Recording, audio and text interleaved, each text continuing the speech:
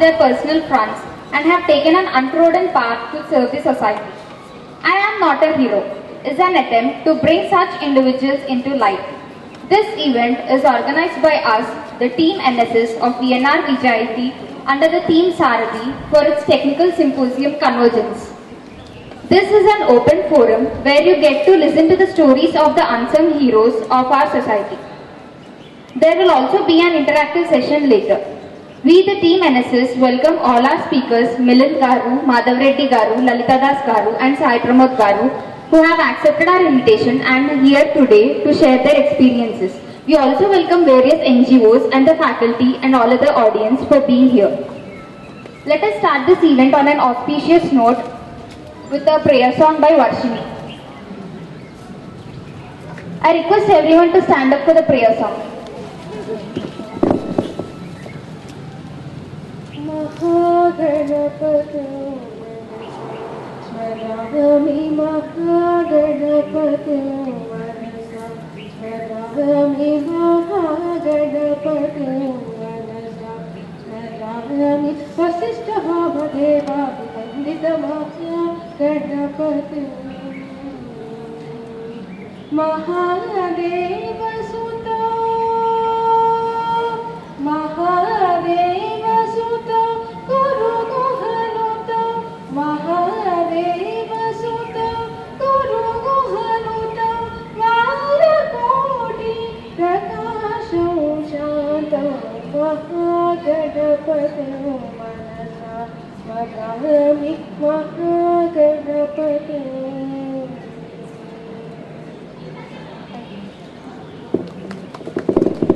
Thank you. I now take the privilege of inviting our speakers onto the dais. So please. Yes.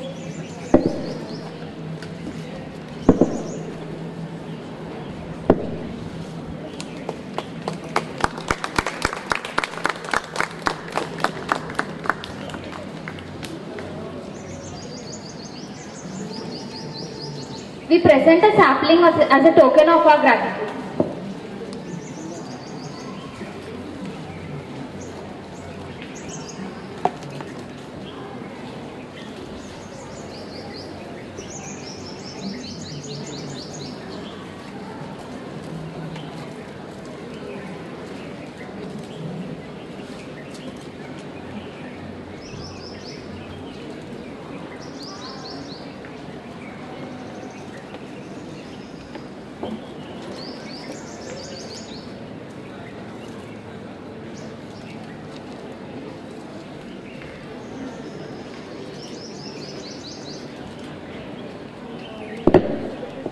Now I request my friend Pradeep to give a brief introduction about our speakers.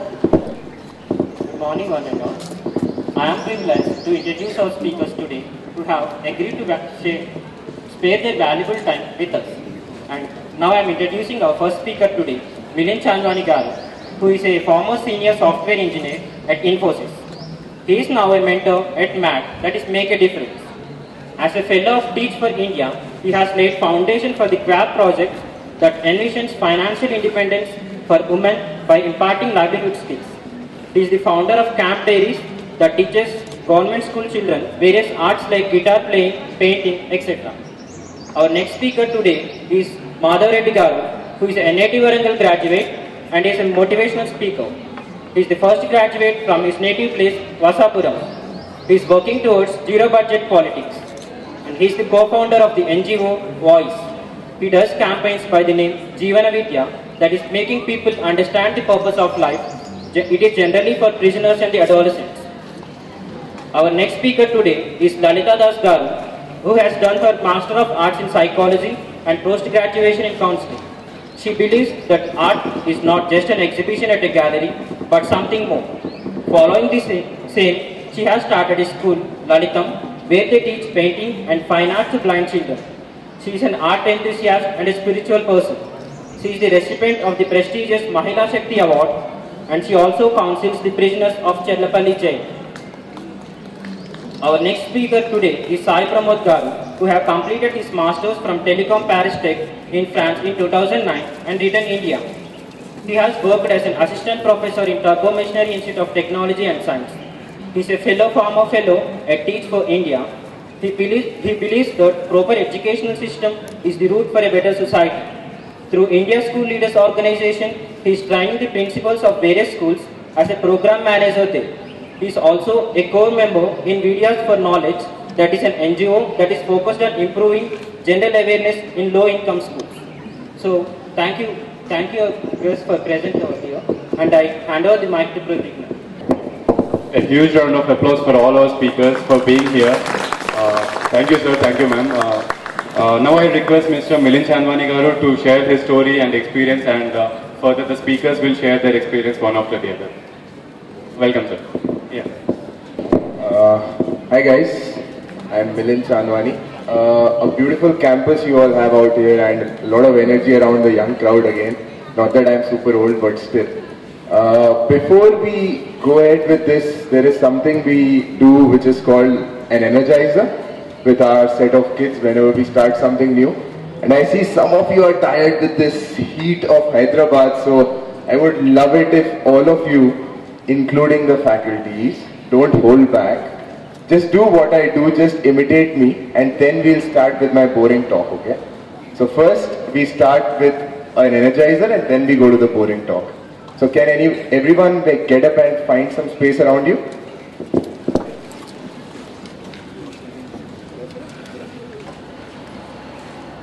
Am I visible to everyone? Yes. Am I audible? Yes. Perfect. Teacher voice. Oh! Oh! Olele! Olele! Olele chikatomba! Olele chikatomba! E masa masa masa! E masa masa masa! I'm moving here. I'm going to do it again, okay, teachers? Teachers, don't hold back. Teachers, don't hold back. Oh! Oh! Olele! Olele! Olele tikatomba! Olele tikatomba! E masa masa masa! E masa masa masa! Oh, Halloween! Oh, Halloween! Halloween, Halloween! Halloween, Halloween!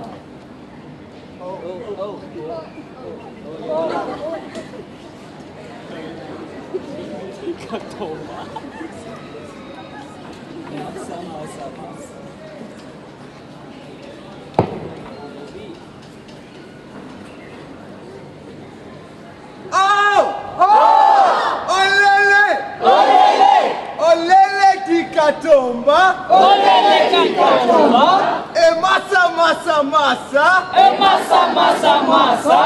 Oh, Halloween! Oh, Halloween! Halloween! Halloween! So now to the boring conversation. Yeah. So what you just saw is a tiny bit of what Teach for India teaches their children every time and any time before we start something serious. So let us say I have to teach them fractions. Well, definitely not the best topic to teach today, so why not start with an energizer and bring them in some energy, right? So teachers, you can take some hint from me maybe today. So, hi guys, I'm Milind. Just like you, I was in one of the engineering colleges in Bangalore. We all aspire to be IITians and IIMians in life, right? As Indian parents forcing us, being like, "But I want you in an IIT, I don't care how you do it, but I want you in an IIT." So I had similar set of parents, amazing support, but I did get through an IIT. I got paper and pulp in Kanpur and definitely not a branch I wanted to pursue. I still took computer science in a good Bangalore college. A good placement came my way. I chose Infosys out of all of them, and then I started working with Edgework, a startup of Infosys, which allows you to do direct product development. The ATMs that you use, some of the softwares were written by us. Other than that, then of course, on-site opportunities, right? So I got that too. I was in New York for a while. I came back to India. And like every other Indian child who's lost on what to do, how to do it, I don't know what my passion is, I started to prepare for CAT. And CAT exam, the MBA exam, is what was my passion for a few months. And I was like, I like solving these quant questions, I like solving these logical reasoning questions. And they like me back. So the first result came out, and very recently, last year when I joined this, I got through IIM Lucknow, IIM Kozhikode and many other IIMs. And simultaneously Teach for India was happening, which was something that I always thought I couldn't do. Because one person once back in the day told me that Teach for India is so hard that you can't get through it. The essays are so big that you can't write them. And I convinced myself that I will not be able to get through Teach for India. I've gotten through everything else in life, but Teach for India I will not be able to get through. And convinced that I won't be able to get through, I write my essays half-heartedly. And I get a call back, and due to my experience at Make a Difference, which is another NGO that many of you might be aware of, I used to organize events there. I used to raise funds. I raised around 10 lakhs within a year for that organization. I did a lot of things for Make a Difference, and that gave me the confidence that I can do the same at a national level. Teach for India was not that hard, but the decision after getting selected for Teach for India was, now I had to go back to the US permanently, go to the IIM Lucknow and pursue your finance degree, go for Teach for India. And then I had Indian parents behind me.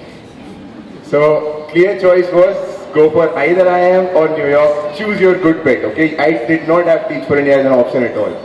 But then, rebellious as we all are, I realized that this was my passion.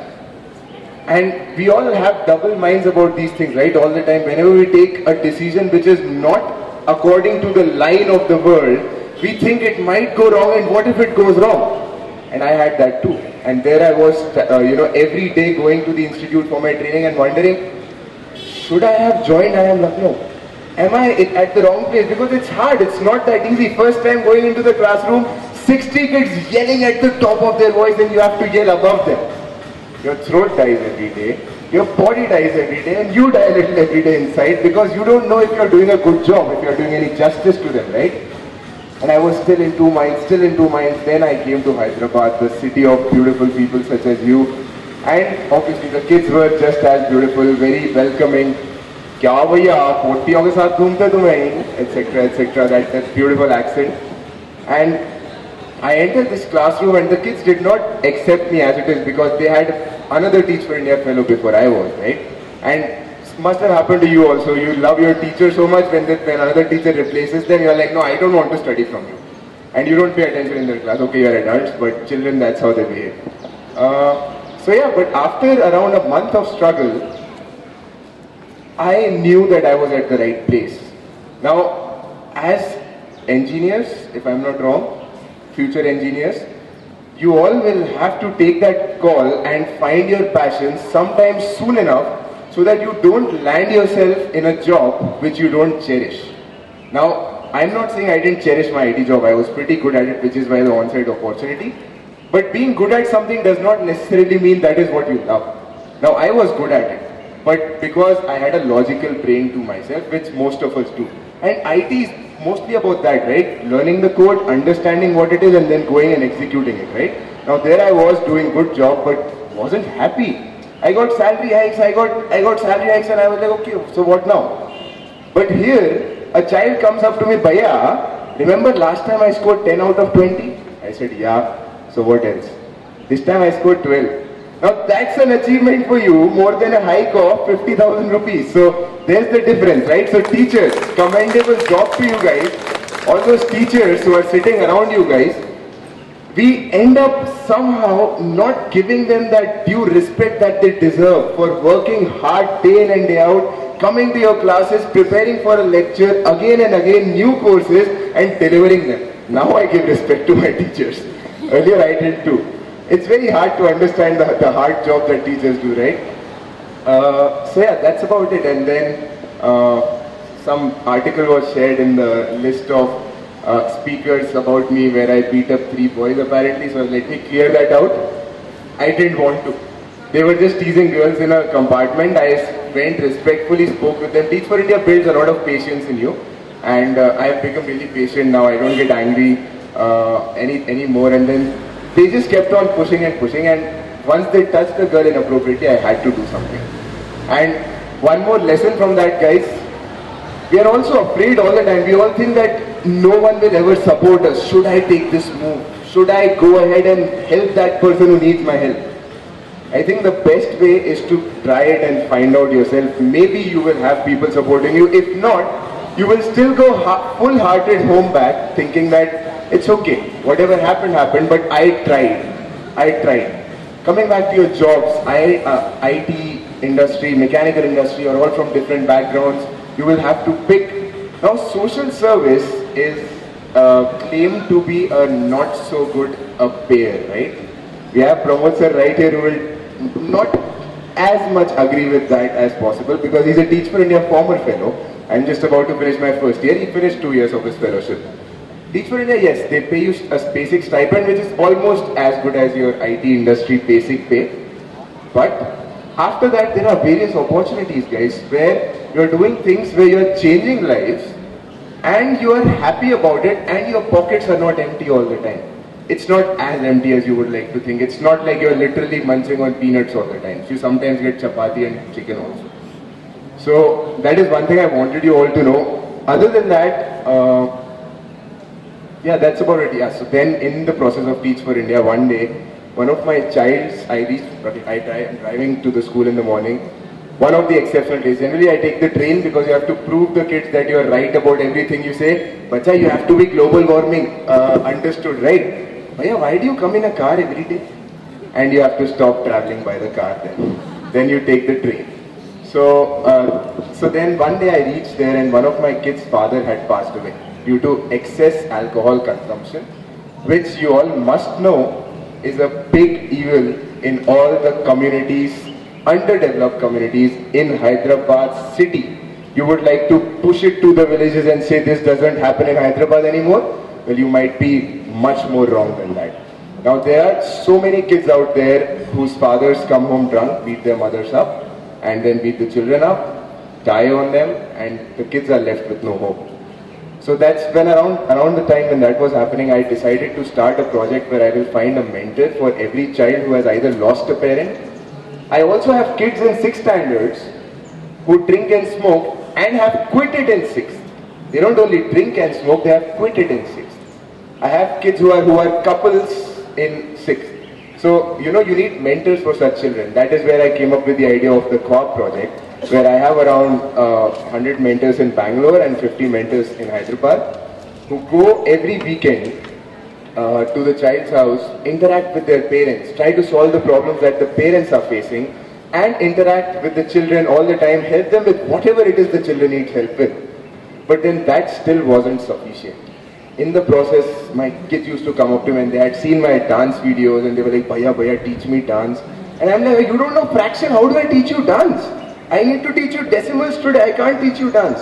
But then that's unfair, right? Most of our upbringings, most of our school life was like that, where we were just taught the basics and there was that one PT class that we had in the week which we all looked forward to. If you were a basketball player, you went with the basketball kids, you went with your set of kids. One music class in the week and that's about it. That's not fair.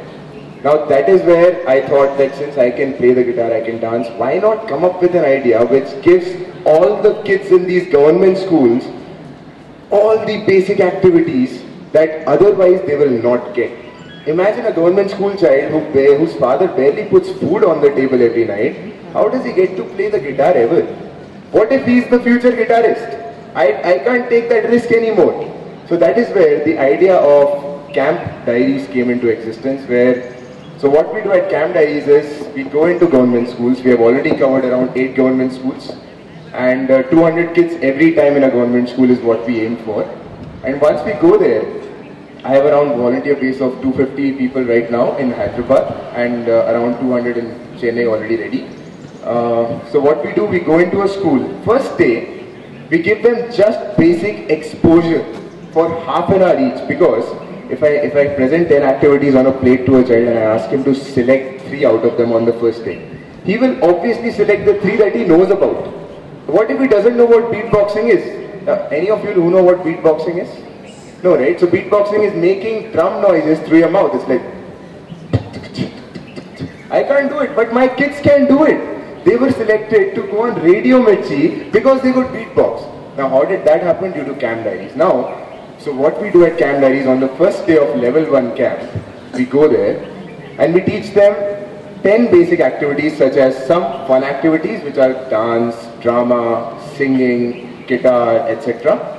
Some educational activities such as science, crazy science experiments. Why does the balloon bubble up when vinegar and baking soda are mixed up, right? Teachers will know the answer to that, but kids don't. Now we are teaching all that in crazy science experiments. How do you solve that bloody Rubik's Cube? My kids can beat any of you out here in that Rubik's Cube. I can't solve it. I can't even get one side to get solved, and I have kids who are solving the whole thing in 50 seconds. We teach photography. Now, my dad's a real enthusiast of photography, so he kills us all. Beta, stand there, pose, go stand there, pose. So I thought, Dad, I understand you're passionate about this. Why don't you come to Camp Diaries and join one of my photography classes with the kids? Now he's helping the kids out in learning photography, right? So we do self-defense for girls. Every girl in India, and as unfortunate as that is, every girl in India feels handicapped when a boy catcalls on her as she walks by. She doesn't feel that she has the authority to go back and hit that guy, or at least reason with him, as that is wrong. You shouldn't be doing that. It could be your mother or your sister tomorrow who could be catcalled by someone else. Now, you can either cry about it, you can wait for some politician to change something, you can wait for the police to come to your rescue every time within 10 seconds. Hello sir, this one is catcalling me. Doesn't happen. So I started training my girls in self-defense. I have already trained 150 girls in my school in self-defense to a level where they can beat me up. And in my camps, I train all the girls for self-defense because that is really important. We do a lot of other things, So first day is just about exposure. First day is just about telling them that these are the activities. If you're interested in them, let us know. Next day they pick 3. Next day we give them some basic knowledge about everything. Then we go for a level 2 camp with the same set of kids, and we do an intermediate camp where we give them a little more about the things that we gave them in the first place. And then finally we go for a level 3 camp where our aim is to make these kids independent. If he wants to be a guitarist, on the last day of level 3 camp, this child will be playing 3 songs at the minimum on the guitar. If he wants to be a singer, I can't promise anything. Singing is a hard job. Some of you singers, a beautiful ma'am who just came and did the prayer out here, it's very hard. But dances I can confirm. Rubik's Cube, I can ensure that you will be able to solve it. Chess, you will be able to beat the best of the people in chess. That is what we do at Camp Diaries. But technically, how was it all possible, guys? How do you think I am able to deliver all this to close to 2,000 kids in Hyderabad, 2,000 in Chennai, 2,000 in Bangalore by the end of this year? It's due to people like you. Right here, my volunteer base is no Teach for India fellows, my volunteer base is no other NGO, my volunteer base is purely college students and some corporate world people. That's my volunteer base. So they come for 9 to 10 hours on Saturdays and Sundays, and they give their time where they could have been sleeping, because engineering is hard, right? You could have been sleeping on that Saturday, Sunday, and you choose not to. You wake up at 7:30 in the morning and you travel all the way to that government school and you don't get tired there. You are like, no, I will change lives today. What we make sure is we provide food from our side. Good food, buffet kind of a food, fruits, everything else. But that's about it. That's all I do. All I do is manage the camp. All I do is inspire them before they go in. All I do is make them understand that do not undermine yourself because you are only volunteering. Indians have reduced the meaning of the word volunteering. Volunteering in America or UK is a paid job. It gets you dollars in exchange for the number of hours you have committed there. In India, we love everything for free, right? And that is how we are at Camp Diaries also. But we give food, at least that's how much we do, right? But that's the strength that I would like to say Teach for India has. It made me understand that this is my strength and it's possible. That was where I understood that it was possible. And then amazing people such as yourself joined me in the cause. And every Saturday, Sunday, every second Saturday, Sunday in a month, 2 Saturdays and Sundays, we go to government schools and we change lives of 200 more kids, and that's a big number because it's not that easy. And we take full support from you guys, we take full support from people around us, the teachers, the amazing principals. We don't give them due credit. You know, people say that government school teachers are rude. Guys, matter of fact is that they are so much more educated and qualified than I or anyone else who's sent into a government school. Because, and they joined the system for a full-time job. Imagine the level of commitment that takes, and then there is I going into the system and kids are happy, "Arey bhaiya hai, let's give him cards, let's give him this." And there are 7 government teachers sitting around me, they're like, "Hey, one more card for Milind." See, it hurts that those teachers are never celebrated. That is why they lose passion. That is why all the government teachers who are, said bad things about, become that. They were never that. They all started with a passion. They all wanted to change our country. In fact, all our teachers right here. If one of you think one of these teachers doesn't do a great job, you might be wrong about it. It's perhaps students like us who push them in that direction. So, I think I summed up mostly about what I wanted to speak. I didn't have a structure in mind. So please respect your teachers. Please give them enough cards and credit and love that you can, because you never know when they will quit their job. You never know if you will get the same teacher next year again or not. And please do not undermine yourself in thinking, can I change your life? If you think you can, yes you can. And do not think that social work is something where you don't, you're sacrificing everything, as was just presented by our Miss Speaker. She said that, people sacrifice. It might be a sacrifice of maybe a few pennies, right? I agree with that my job paid me 1.5 lakhs, now it's paying me what? 25,000. Okay, I understand the small sacrifice that I made. But I'm always happy. I have nothing to regret. Every minute at the end of the day when I go back to sleep, I know I did a good job. That's pretty much what I wanted to say, guys. Thank you so much. Thank you very much, sir, for your interesting story. I could really hear about 10 or odd talents and skills. So you seem to be a very multi-talented guy, sir. And next I would like to call upon Madhav Reddy Garu to speak on. This is what we are doing every day by looking Facebook and WhatsApp. We don't know where to reach actually. Sometimes we are getting frustrated that we are breaking our mobiles also. Okay, let it be. It is old one, no problem. Okay. By the way, I am Madhav Reddy, hailed from Anantapur, Vasapuram. My father is IAS. You surprised, no? I am first graduate, my father is IAS. How? My father is IAS, Indian Agriculture Service. He is a farmer. I am proudly son of farmer.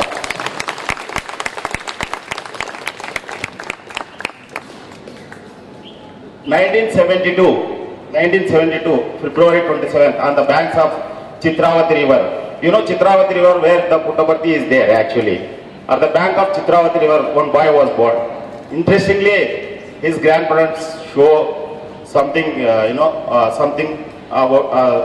something to astrology about this guy actually. The astrologer or grandparents surprised to know this guy one day would become, I will tell lastly what he would become. So in that way, the boy's story was going on. At the age of 3 years, he suffered from polio. Then, and there was hardly any schooling is there. Actually, up to 5th class, government school was there. Later, need to go to other schools. So, me, the guy, actually at the age of 3 years, suffered from polio and was studying in government school at the very primitive level, like primary school. So the sir was telling, the government schools teachers are best teachers. Because of them only I am here.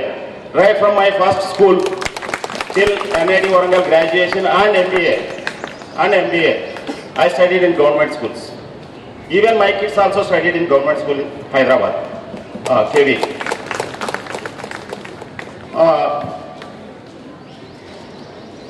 While I was studying, I got the AP Residential School, Kodinhalli. Probably you may be knowing residential schools. AP Residential School, Kodinhalli is one of the best schools at the time, now also best. Where there are no failures in the school till now. It started in 1972. Till today there are no failures. Good number of civil servants are there. Good number of people there in the abroad also. So I studied in that school. Because of lack of guidance or whatever, maybe after the schooling, I joined intermediate at Thadapatri, and literally I lost 3 subjects in the intermediate. Because I was seeing lot of films, like what presently you may be seeing heroes films. At that time I was seeing the films. So I lost 3 subjects. Then I realized what was my life. Earlier at that time I am now 45 years old. 30 years back failing 3 subjects means they have to want to go to the fields only. There is no scope. Now at least your parents are encouraging irrespective of your subjects. What is the careers or whatever may be subjects failing or not. But somehow because of my inability, my parents asked me to do diploma. Then I joined in diploma. Then I was the first there. Then NIT Warangal I was the first. Then I joined in ACC. I was selected to the ACC. I worked there for 4 years.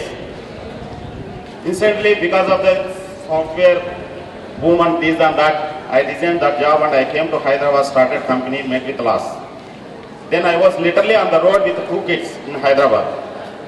So later, unknowingly, I landed in BSNL with a parachute. So now I am very much comfortable with the BSNL as a subdivisional engineer. But my passion was towards the politics actually. So then what happened? I want to enter into the politics. For example, any region, if you are interested in the politics, if you say, I am going to contest politics in the next elections, if you say this one to somebody, what you would get question from others?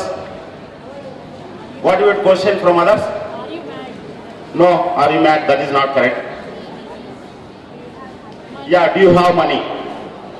Do you have money? The first question you will get it.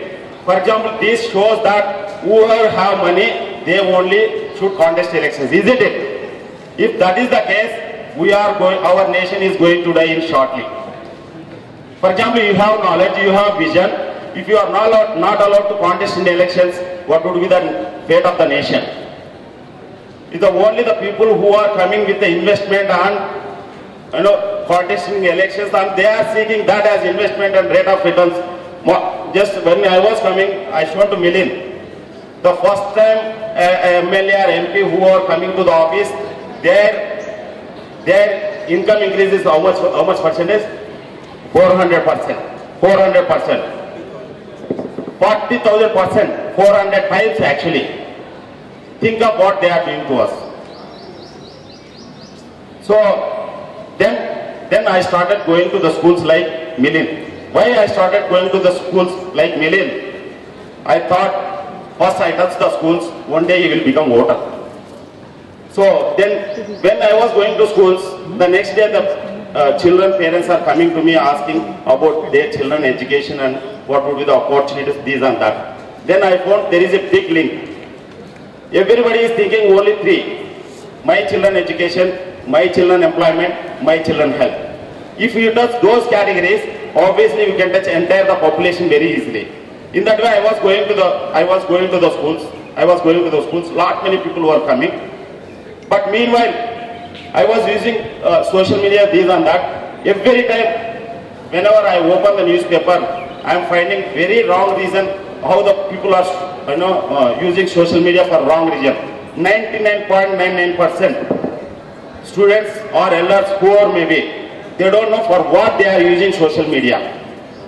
That is the reason they are losing time, they are losing money, even rapes and murders are also happening. Now situation is like this. If something happens to me, then only I am realizing that this is a problem. That is the state of now situation is there. So what I did, I have been taken this as a challenging job. Till now I have conducted more than 70-80 workshops on social media dynamics. So in that way, when I am connecting to the people, I have been seeing so many people interested in the politics actually.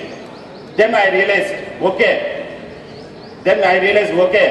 by zero, then I thought of, I have to guide the upcoming politicians so that, tomorrow, so I can have big thing. For example, Telugulo oka samet undi. Ganjaya vanamulo tulasi mokka ani cheppi. For example, I can't survive myself, if there are bad number of people. So I want to make the big team. Then I started, coaching. Then I started sessions. Till now, I conducted 11 sessions across India about zero budget politics. Last Sunday also I conducted at Nellore. On one session for NRIs. One session for NRIs also.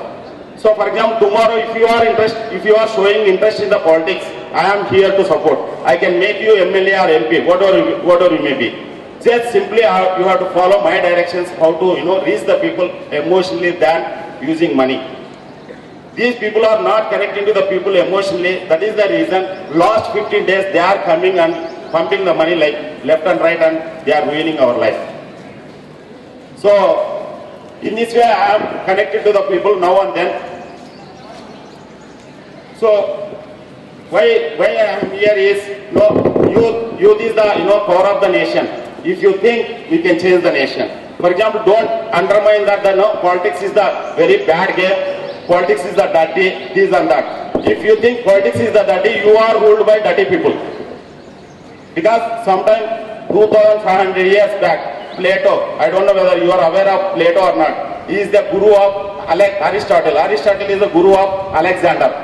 The Plato has told, if you are not getting into the politics, you will be ruled by your inferiors. That's all. You will be ruled by your inferiors.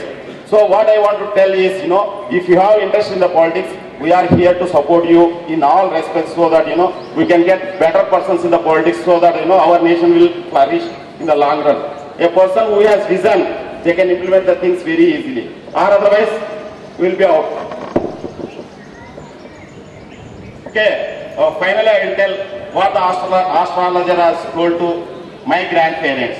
Actually, astrologer has told to my grandparents that he would become one day president of India. So that made me to think, how to get into the politics. So that made me to think how to get into the politics. So then I did a lot of research. There are a good number of examples also who have won the elections with a zero budget. Here zero budget means you use the resources like Milin, which are available in the society, and circulate that to society and get the faith from the society rather than pumping money at the end of the elections and you seeing as investment. You are here putting your knowledge as investment, your network as investment. So in this process, while I was doing, with the help of social media, I could be able to arrange 3,500 computers to 650 government schools through the Infosys. With the help of social media, till now, I arranged 600 blood donations, blood emergency requirement. Even now and then, with the help of you all young people, I am arranging strides for the blind. When I post something on my Facebook wall, actually Facebook is my media. Regular media can't support me, but Facebook is, I reach world with a single click. And with the help of Facebook, actually with the help of social media, orphans are who does not have parents. Think of, you have parents, who can, support income certificate, caste certificate, nativity certificate, every certificate that your parents, including money, your parents can support. Orphans, from where they will get support? Think of, these orphans are getting into anti-social elements. What will be your fate? These orphans were suffering to get Aadhaar cards. They touched every house, every president, MLA, MP, whatever it may be. They did not get. Instantly they came in touch with us through social media. Fortunately, within 3 months, everybody has get the Aadhaar cards. Hardly we put efforts. The issue is, we used intellect. My general manager is the friend of Nandan Nilekani PA. We communicated to Nandan Nilekani PA the importance of this Aadhaar card to the orphans. Then later it has become benchmark all India. The issue is, if you work systematically, here in the zero budget politics, we are applying engineering mind to the politics actually. Engineering mind to the politics. Basically, I am engineer, graduated from NIT Warangal. Why can't the politics can be made easy? No, most of the time we think that it is a robust game, it is a muscle game, it is a money game. No, it is any other game. Like Earth is rotating around the sun and the speaker is working and we have other classes. So many things as per the plan are going. Why can't it be politics? Why the politics, If there is a no plan, obviously you don't get proper results. There may be delay, but results will be there if there is a plan. So what we are applying here in zero budget politics is, applying engineering mind to the politics so that, we get better politicians, better nation tomorrow. Thank you. Thanks for giving this opportunity. Thank you very much, sir. That was really interesting, and you have shown our students how easy and how easy it is to get into politics and a platform for such a beautiful platform. And we'll start the interaction session shortly in 30 minutes or so, after we listen to the stories, inspiring stories and discussion of our speaker. Next, I would like to call upon Pramod Garu.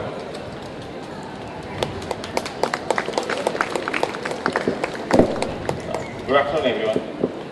I'm seeing a little bit of silence. Everyone, I don't know if it is because of the pensiveness we are thinking. You're thinking a lot, or you're getting inspired, or you're getting bored. So I thought let's do. I can't do an energizers like Milind. I was very bad at my fellowship also as a teacher. I was really struggling to do energizers like that. But then I can make you think. So before I begin, how many of you are interested in data? Numbers. How many of you are interested in numbers? Numbers?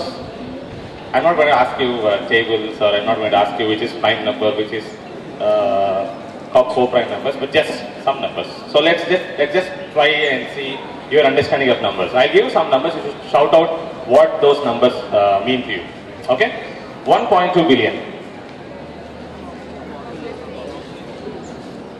Shout out. Indian population, great. You all got it right. 30%, 40% of 1.2 billion.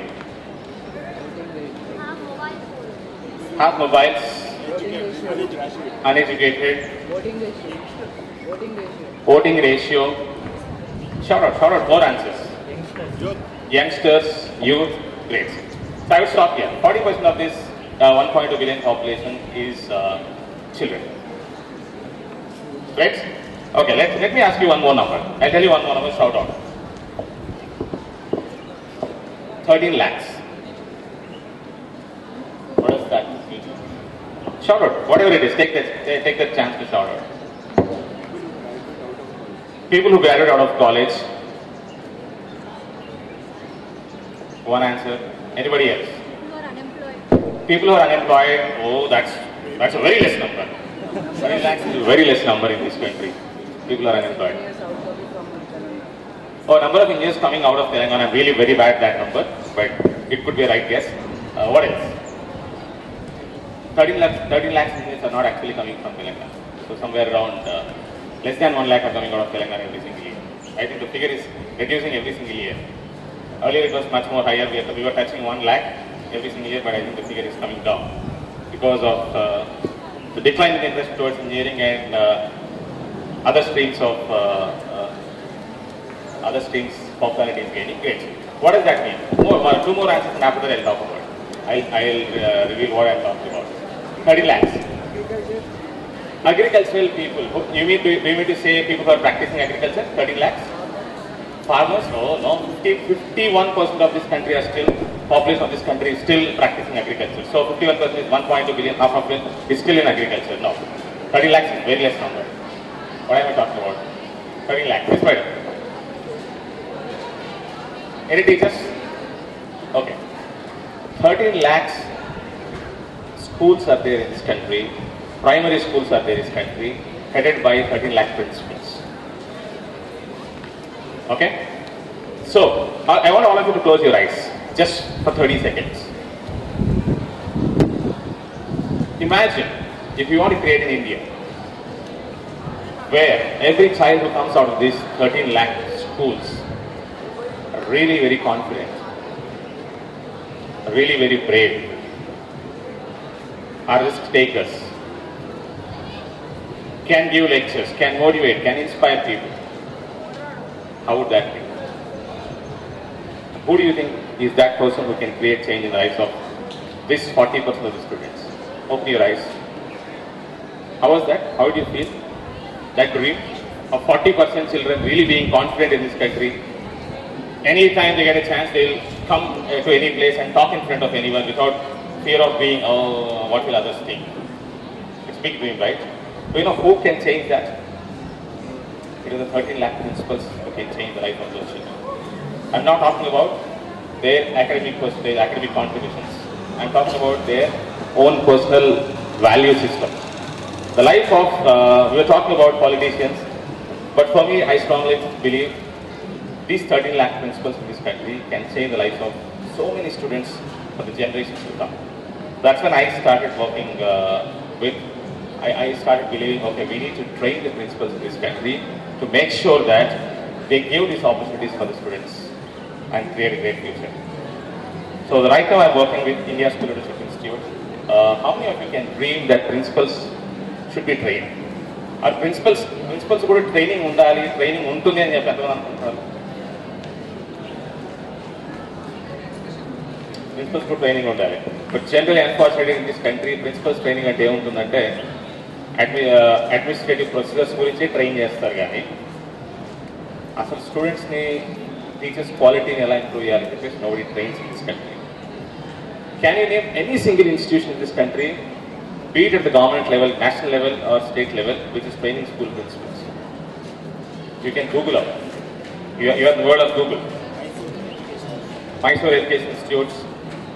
Those training centers basically are one-week training programs, or one-day training programs, or two-day training programs for a person who has come up with so much baggage of experience, so many biases.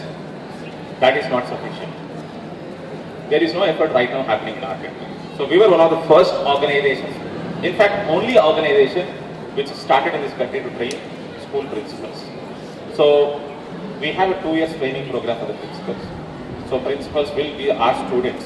Can you imagine? The principals who have been running schools for the past 20-30 years, they will sit and then start listening to a very young person like me, trying to talk about change in their schools. So that's the kind of work we do, trying to bring about change, attitude and change the minds of the principals, right? But then how many of you are interested to know the journey? I told you the rosy picture, how I landed there. I told the rosy picture how I landed there into training. Then how many of you are interested to know what happened behind the scenes in the years that unfolded my personality? Great. So again numbers, I'll talk about numbers. 2001, give a wild guess. 2001, what is that? What do you think? How do you think that's connected to my life? 10th, I finished 10th, no? 2001. Take wild guess. My graduation? No? You're coming closer. My 12th? Yes, I finished my 12th. And then I, just like all of you, I also entered an engineering college, Pondicherry Central University. I was there in the university. I was really not interested in Andhra Pradesh. I felt okay, I looked at Pondicherry beaches and I thought, oh, I should go there and study, that's all, nothing more than that. So I even rejected my NIT Warangal admission and said, no, Pondicherry is very good, it's a central university. And then you get to see beaches every day, you get to enjoy the beaches every single day. That's when my journey started in 2001. As an engineer, I am a student of electronics and instrumentation. But then, 2001 to 2005, that's the phase of callousness. Callousness. In Andhra Pradesh, what do parents say? Intermediate అయిపోతే life మొత్తం settle. Intermediate 2 years hard work చేయాలి, అది అయిపోయిందంటే life మొత్తం settle అయిపోతుంది. How many of you heard this? How many of you keep hearing this? Yes, no? It's the biggest lie that the parents are telling. How many of you are accepting it right now? It's the biggest lie. 2 years అయిపోయిందా? The new life starts then. I was misguided by that lie of parents. I thought, oh, అయిపోయింది కదా, now I'm in university, definitely after 4 years I will get placement. I need not do anything. Do you think placement is very easy? You can get through things very easily? No. I was carried away by that false lie that was propagated. I said, okay, you can have all the fun. I had all the fun in the college.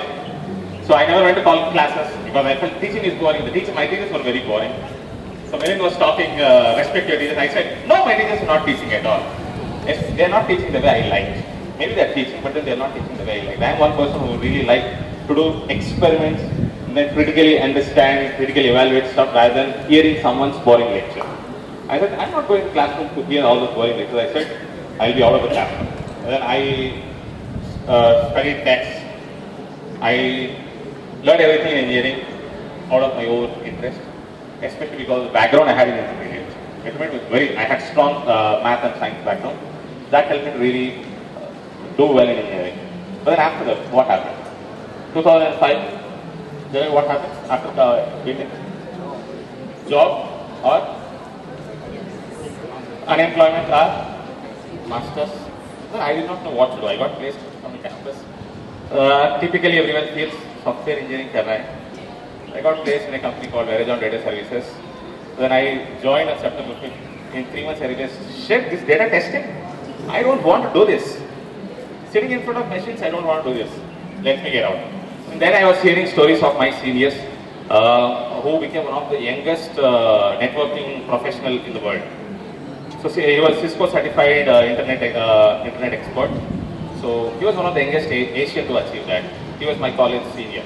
I felt, oh, let me take his path. Because we look for models, right? And I said, okay, let me quit this data engineering, data testing shit. I don't want data testing. Let me go into the networking field. Let me see what it means to me. Then I took up some courses in Chennai.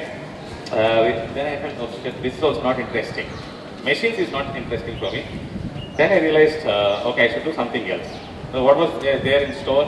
By the time I finished my BTech, I got a very good GATE score. And I felt in BTech I was really very callous, not serious. I should have been the topper, I should have been a gold medalist, but then I missed it. Let me go and do a master's and get gold medal. I am going to do masters only to prove myself academically, not in terms of my leadership, because I've done so many things in the college. I said I don't want to test my leadership now. I want to test my academic strength. So let me go and do a master's just for getting gold medal, not for anything else. So I decided, right, from now on I should not miss college. Whether my teachers teach well or not, whether they teach the way I like it or not, but still I'm going to sit in the class in the first bench. Even if it is boring, I'll sit and hear them out, because my duty as a student is to step into the classroom and listen to what teachers are saying.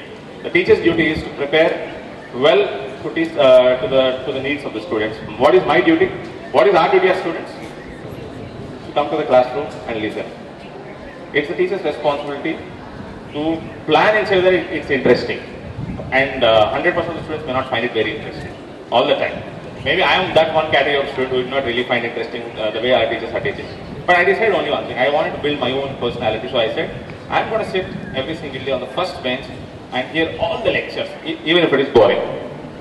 In 2 years of my master's, I went to College of Engineering, Indiana University, the place where President of India, Abdul Kalam, also studied. After I finished, by the end of 2 years, not even a single day I was absent to the class. Do you think it's a story of transformation? Was it a story of transformation? In bachelor's, when I was doing BTech, there were months, there was also a semester which I was absent. Because I felt really I'm not very prepared for the exam. By the time I was taking my final year BTech, I had to clear 19 papers because I was absent for all those exams. I cleared everything in just one semester, and my head of the department was saying, what, how did you clear it? 19 papers I just cleared in 7th semester, because if you have to get eligible for placement, you have to be ready with all papers cleared. So in just one semester I cleared. But then for me it's a huge journey of transformation.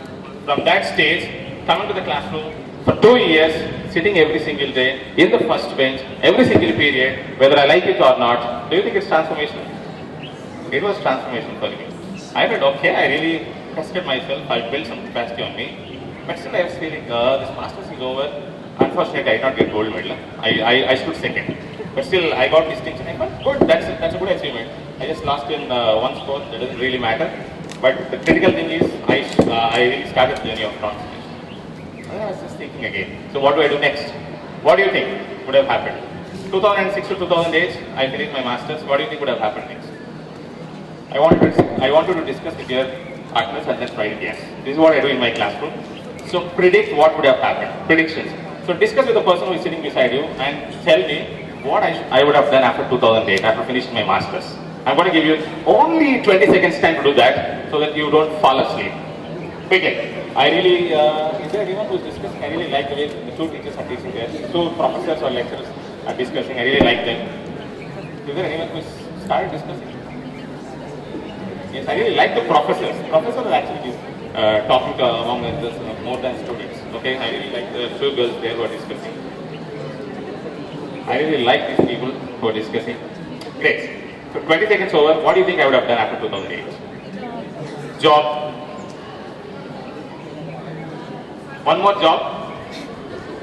One more graduation. Great. Yes. Let me see. I'm really unsatisfied. I don't know what I want to do. Maybe that unsatisfaction is because there is something hidden in me which I'm not able to discover.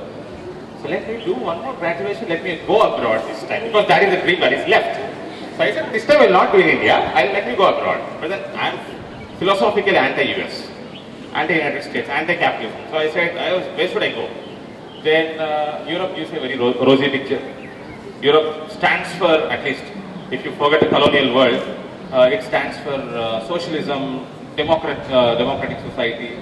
I felt, let me go and pursue in Europe. Which place is the best one to think about in Europe? Paris. I said, okay, me coming from the background of Pondicherry. Pondicherry was a colony of French. I said, okay, let me go to Paris. And it's also a beautiful city. I thought, let me study there and I can also enjoy Paris. So, I got admission. I got a very good scholarship. So, French Ministry of Foreign Affairs and Government of India, both of them sponsored my studies there. Really very good. And 20, another number. Yes, 26 December 2008. 26 December 2008. Tsunami. No, 26 December 2005 tsunami. That was the time I was traveling from Nellore to my college back. So that was not the rate of, that was not tsunami days. 26 December 2008. It's a very historic time. You're getting closer? Twin Towers, no, that is September 11. Mumbai attacks, Kasab. Mumbai attacks. That's right? November? Okay, maybe. I just got it wrong. 26 November 2008. Maybe I just got it wrong. That was the time. That was the day. Thank you very much for correcting me, madam. Because my daughter got hurt, so I... Your daughter got hurt on that day, so there are different ways of remembering things. Okay. That date has significance. So I had exam on 27th. So 26th I'm sitting in front of my laptop preparing for the exam the next day. One of my Mauritian friend comes and tells me, hey Pramod, there is a terrorist attack on me. I said, it's quite common now. Let's not be really worried about what's the big deal in that. Because when I was staying in Ashok Nagar, in the lower Tankwed, we also had a terrorist attack in Lumbini Park. I stayed close by and then bomb blast happened there and then so many people died. That's quite common. After a few days people will forget, the government will forget. So that's not a big deal. And after 2 hours again he comes and tells, hey man, this is not a normal terrorist attack. Some gunmen entered the country it seems and then they're shooting people. What? Okay, let me stop now. Let me turn on to my YouTube. And then I turn on to YouTube and then all the live streams of media. Then for the first time I'm seeing media started reporting there. 10 gunmen entered.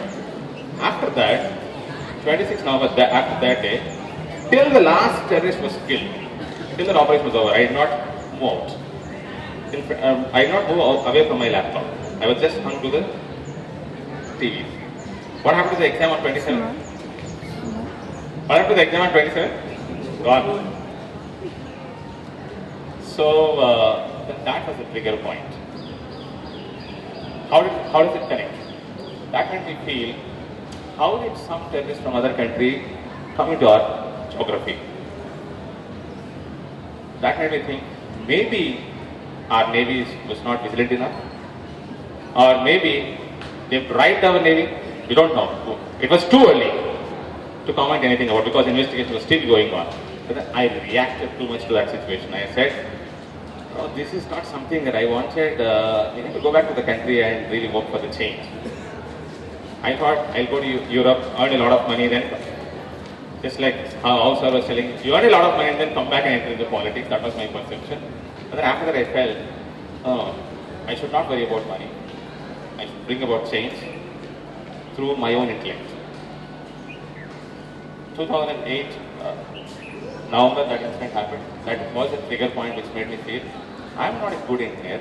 My destiny is not in engineering. My destiny is not to work with machines. Because inner calling was saying, you're not fit here. I was studying chip design and then going deeper to understand how do you build integrated circuits, system on chips. But really, I'm not feeling interested, learning about these electrons. No. I am a people's person. Why am I doing all this nonsense? Working with machines. Let me go back and work with people. In 2009, June 2nd is when I had to come back to my country, come back to India. Do you think it was an easy journey? Can you think of two people? Number two? Number two, what does that number mean to you? Parents. Mother and father. Is it very easy to convince? I was the one who told them, I want to go abroad, study well, then I will do PhD and come back. After 9 months, I started telling my parents, I want to come back. Just imagine the trauma for the parents. Do you think it would have been easy for them? It was not easy for them. But sometimes my dad was saying, think about it. But then after that I said, no. I lied to them saying, oh, college is asking me to go because I did not write an exam. Because I decided to come back. So then after a few days my father said, okay, if you have decided, come back. So then just like any father, any parent, what will you do next? I said, no software engineering at all. Because I decided long ago, I will never be a software engineer. Because I'm not really liking working with the machines. I clearly decided what I should not do. Then what will you do? So I had my own conceptualization behind when I was coming back from Paris. I said, if you have to bring a change in this country, you have to be in civil service. Right? At the age of 27, I came back to this country thinking that, okay, let me now prepare for civil services. If I get it, it's fine. If I get it, I will get an opportunity to serve the people directly. If I don't get it, I can still pursue my journey of transformation in some other ways, which I don't know. It's the life of uncertainty. 2009, June 2nd, I landed in the country, and June 5th, I went to Ashok Nagar. What does Ashok Nagar symbolize? There is a center for civil service training. June 6th, I went there, RC Reddy Coaching Center, started taking coaching.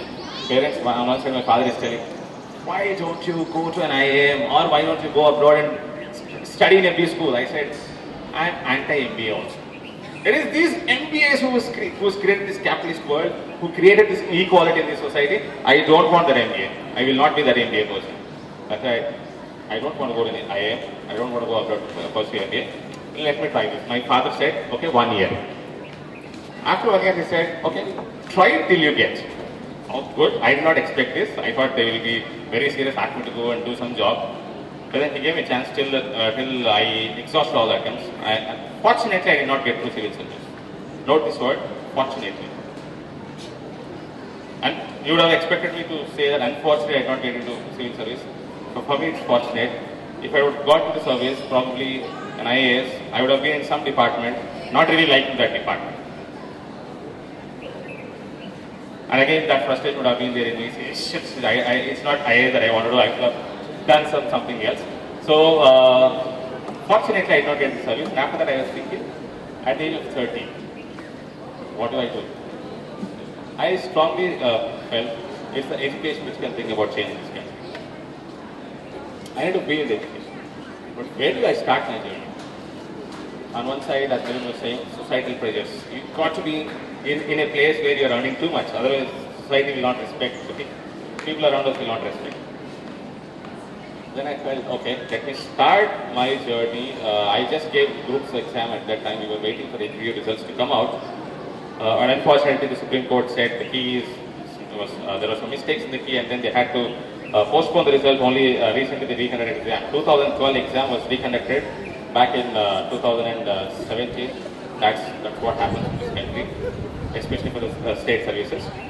So when I was just waiting for the result, I felt, okay, I've done masters, 2 masters. Why don't I teach engineering graduates? Because I wanted to be with the youth also. Not just to teach engineering, to inspire them to work for change. That's when I was just looking, where do I start my journey? Fortunately, on one fine day, I saw an advertisement in the paper saying from an engineering college, we are looking for assistant professors. Let me go there, let me try what it is. I took up that, and then after 6 months I realized the quality of students who are there in engineering colleges. I mean, that college gave me an exposure to the quality of the students. Not even 10% of the students in their classrooms were able to come in front and talk. Do you all agree? Are your friends like that? Yes? NASCOM reports also quite a lot of times say 15% of the, only 15% of the engineers in this country are employable. 85% of engineers in this country are scrap. We can't take them for jobs. And I had seen it. I started thinking, how do you change it? Can I be in this system and reform? It's too late to repair somebody else in engineering. I said, okay, let's look at the pipeline down the line. What's happening from the schools. How did a child enter into the engineering college without having minimum basic communication skills? Somewhere down the line something was happening which did not encourage these things in the children. So when I was thinking of change, then I felt, oh, how do I change? I'm just one person. I don't know who else want to change. Then one fine day, my brother on his Facebook status shared the story of one of his seniors, Mr. Tharun Cherukuri, who went on from BITS Pilani, and then he went to Harvard Kennedy School after doing teach training fellowship. He was really taken by surprise. How come a teach training fellowship will land somebody else in Harvard? Okay, let me read his profile to see, okay, what is this fellowship about? Then that really connected. Teach for India is an ed reform movement, education reform movement. It's not I don't call it a non-profit organization or an NGO. I call it an education reform movement. That's when I said, okay, there are so many young people like me who wants to work as a team to bring about change in the education system. Let me go there, and for us to bring a change, I also have to understand what is the pain of a teacher. Let me first experience it. Then I recollected Gandhiji, be the change you wish to see.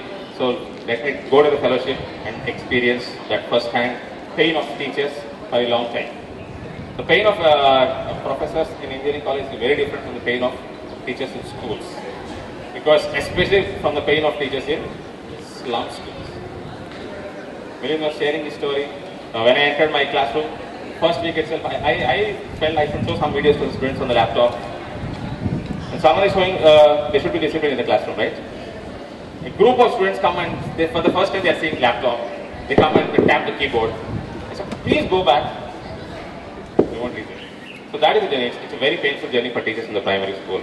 I did the 2 years of fellowship. But do you think that decision was also very... 2009, when I was coming back to this country, parents had to really feel that pain.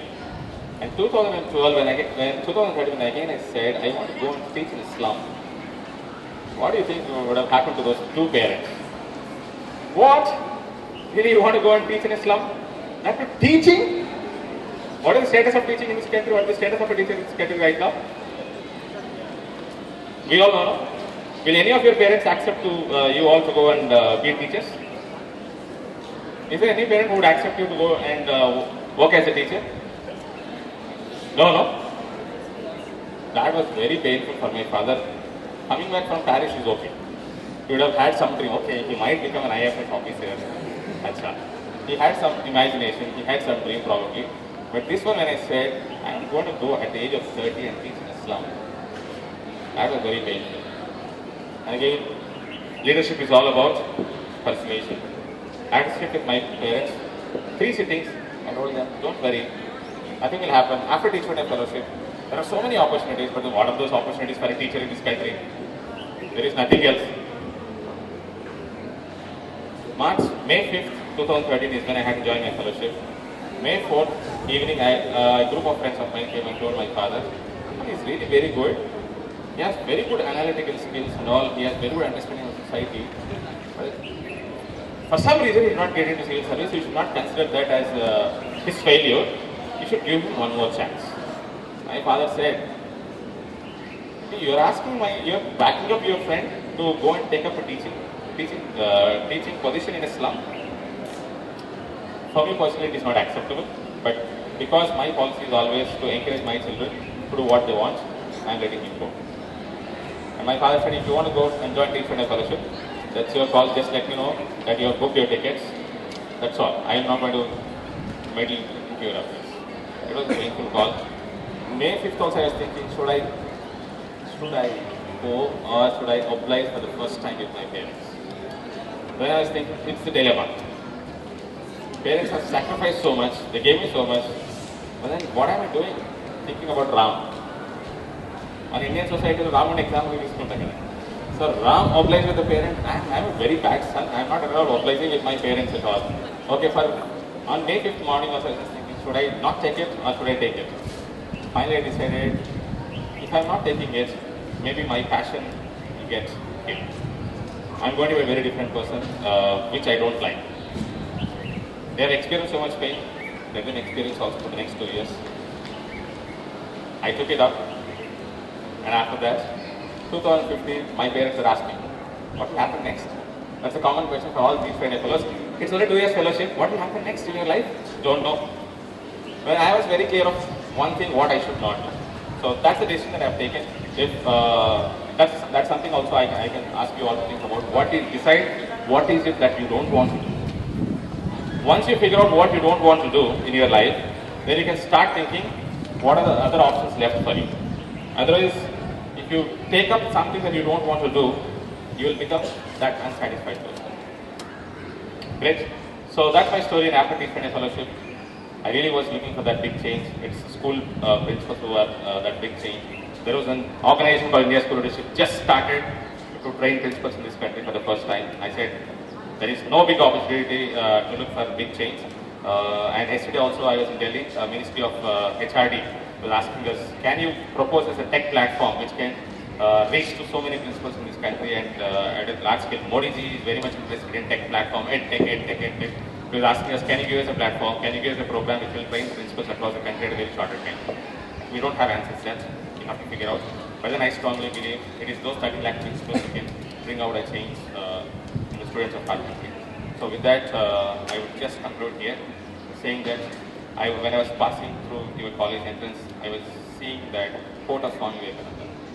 If you take risks, only you can see the success. Please take risks. I have taken risks, but I'm really very happy every single night when I go to the bed. I see at least one face of the child whose life I made very happy.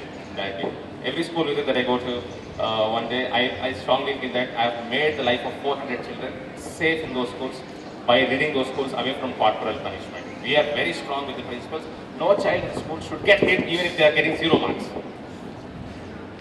So no child in the school should be subjected to humiliation, even if they are not answering, even if they are scoring 0. No child should be subjected to that, because when we subject people to humiliation, that's when they grow up with inhibitions. How many of us are here confident enough to come and give any speech here? Some of us are. But why many people are not putting up hands? Somewhere there is inhibition. What will others think? What will others think? What will others think? Why did that cultivate? Because of something that happened back. So we strongly say all the principles, no hitting the child, no abusing the child, no discouraging the child. That is what makes me very happy every single night when I go back to sleep. All the pains that I've undergone, my parents' pain, all that does not really come. It's that change in the life of those small kids that makes us feel happy. Thank you very much for giving me this time. Thank you very much, sir. That was an inspiring timeline down the line. Now I would like to call upon Lalita Das garu.